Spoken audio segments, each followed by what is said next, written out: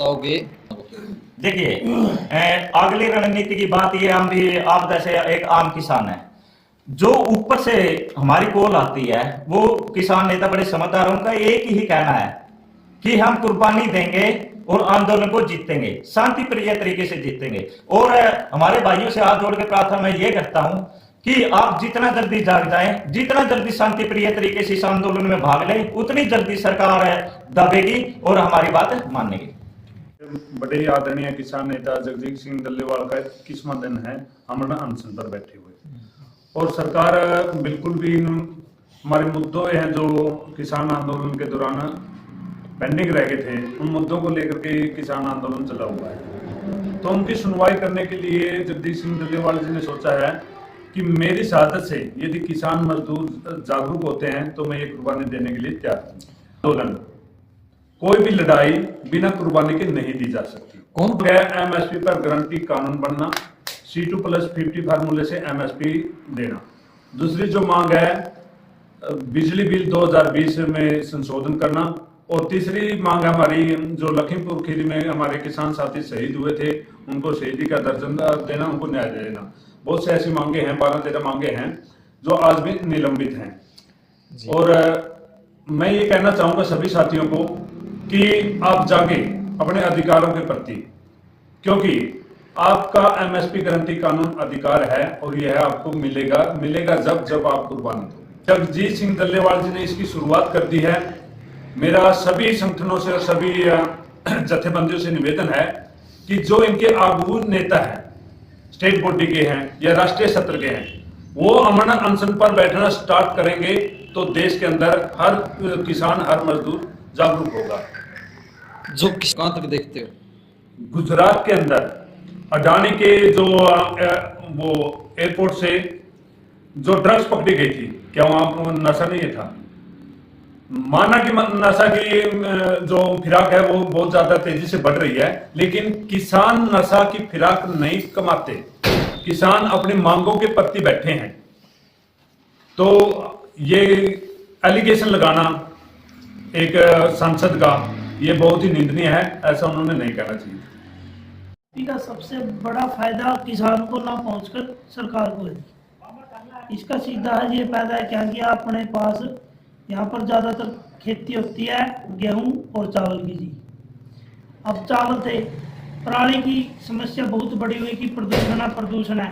अगर एमएसपी किसान को मिलेगी तो 36 फसलों पर एमएसपी मिलेगी।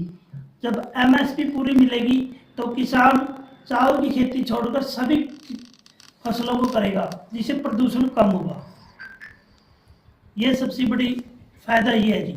और दूसरा, हरियाणा सरकार ने कुछ फसलों पे एमएसपी दिया हुआ है, फिर भी हरियाणा के किसान क्यों विरोध कर रहे थे? नहीं दिया जी। एक भी फसल पर अगर हरियाणा सरकार ने एमएसपी दिया तो हम बोल सकते हैं, क्योंकि जीरी मैंने खुद बेची है।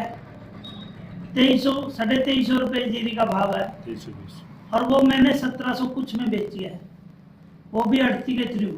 पैसा अकाउंट में पूरा आता है, फिर चला जाता है। ये सरकार की सरासर नाकामी है। कभी मौचर के नाम पर किसान को बर्बाद करते हैं, कभी किसी के नाम पर। अब जैसे हमारे पास फसल है, धान की फसल लगा लो, अब धान 1700 से लेके 3000 तक बिक रहा है। इसमें बारीक चावल भी आ गया। अगर वो मार्केट में चावल जा रहा है 70-80 रुपये किलो, कैसे हो गया? ट्रिपल दाम, हर एक कंज्यूमर को ट्रिपल दाम चुकाना पड़ रहा है इसका। क्योंकि अगर एमएसपी होती है, अगर ये 2300 लगा लो, 2300 देते हैं तो आपको बाजार में 25 रुपये वो चीज मिलेगी। ये सीधा पता है भाई, इसने 2 रुपये फायदे में ही काम करेगा, कोई करेगा तो। ये सीधा कितना बड़ा गतिविधियां तो देखिए, देश जब आजाद हुआ था, आजादी के दौरान भी हमारे क्रांतिकारी वीर साथियों ने अपनी शहादतें दी थी, आंदोलन किए थे। तो उसी तरह से ये कंटिन्यू चलता रहेगा जब तक ये एमएसपी की गारंटी कानून की मांग जो हमारी पूरी नहीं हो जाती। धरनों के माध्यम से, छोटी मीटिंगों के माध्यम से, ट्रैक्टर मार्च के माध्यम से यह सरकार तक संदेश देना हमारा बहुत जरूरी है कि हमारी आवाज सुनो। आपने वादा किया था, उस वादा खिलाफी के विरोध। दिल्ली में चुनाव, देखिए चुनाव हरियाणा के अंदर तो नहीं है अब, और अभी भी चला हुआ है। पंजाब के अंदर तो नहीं है, मतलब अभी भी चला हुआ है ना। धरना प्रदर्शन तो चला हुआ है। जब तक मांग पूरी नहीं होगी, चाहे 4 साल लगे, 2 साल लगे या 6 महीने लगे, तब तक ऐसे ही आंदोलन होते रहेंगे। केंद्र सरकार को कहना चाहते हैं कि आपने जो वादा किया था, सिर्फ आपने जो वादा किया था, हमारी कोई नई मांग नहीं है, आपने जो वादा किया था उसे पूरा करें, बस बात खत्म। आंदोलन चलिया हुआ है और तकरीबन 10 महीने हो गए, 300 दिन से ऊपर हो गए। तो उस समय हरियाणा पंजाब के बहुत से किसान साथी बॉर्डरों को क्रॉस करके हरियाणा से दिल्ली में जाना चाहते थे, लेकिन हरियाणा सरकार ने ज़्यादा ज्यादतियाँ की, गोले बरसाए गए, जिसमें 433 किसान जख्मी हुए थे, 5 की आंखें गई थी और बहुत से केस हुए थे। तो उस दौरान 4 बारी भारत सरकार से वार्ता हुई, लेकिन वह निष्फल निकली। उसके बाद ये शुरू हो गया लोकसभा इलेक्शन। लोकसभा इलेक्शन के बाद फिर आंदोलन शुरू हो गया। तो अब उसके बीच में बहुत सी पंचायतें की गई।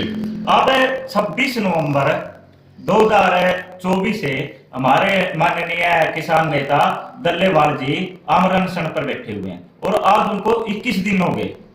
हम ट्रैक्टर पूरे भारत में ट्रैक्टर यात्रा निकाल के ये संदेश देना चाहते हैं भारत सरकार को कि पूरे भारत के किसान जाग चुके हैं। आप ये मत समझिए कि एक दल्लेवाल जी कुर्बान होंगे।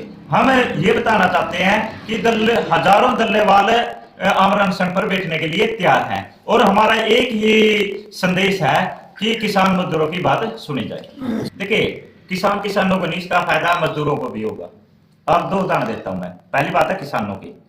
किसान एक हमारी धान है 2320 रुपये रेट है, लेकिन अब की बार वो सिर्फ 2000 से 2100 रुपये बिकी है और एक किले में 100 मन के करीब होती है 40 क्विंटल। पर क्विंटल 300 रुपये नुकसान है। तो एक किसान को 40 दिया 12,000 रुपए का नुकसान है एक किले के साथ। और किसान के पास, हमारे पास जमीन है 2.5 एकड़ के करीब, तो 12 दूनी 24 है 30,000, 6 महीने में 30,000 का नुकसान। अब आ जाओ आप मजदूर पे। अगर जैसे टमाटर आपने देखा होगा, उसकी कोई एमएसपी नहीं है। कई बार टमाटर 200 रुपये किलो भी बिकता है, कई बार टमाटर 1 रुपये किलो भी बिकता है। अब एमएसपी से मजदूर को फायदा ये होगा, अगर एमएसपी रेट घोषित कर दे टमाटर का, मान लो 10 रुपए रेट घोषित कर दिया, तो जब वो कंज्यूमर है, जो मतलब कि मजदूर उसको लेने जाएगा, उसको ज्यादा से ज्यादा 15-20 रुपए में मिल जाएगा। अगर एमएसपी होती तो 15-20 में मिलेगा। अगर एमएसपी नहीं है तो ये जो बड़े बड़े उद्योगपति हैं, ये किसान से 2-3 रुपए किलो मोल लेके, आपने देखा होगा कई बार, आपने भी ये देखी, वो ट्रैक्टर के साथ टमाटर को भा देते हैं। और इस सबसे बड़ा फायदा क्या होगा, अगर किसान मजदूर के पास पैसा होगा तो वो बाजार में आएगा, बाजार में पैसा आएगा तो अर्थव्यवस्था ऊपर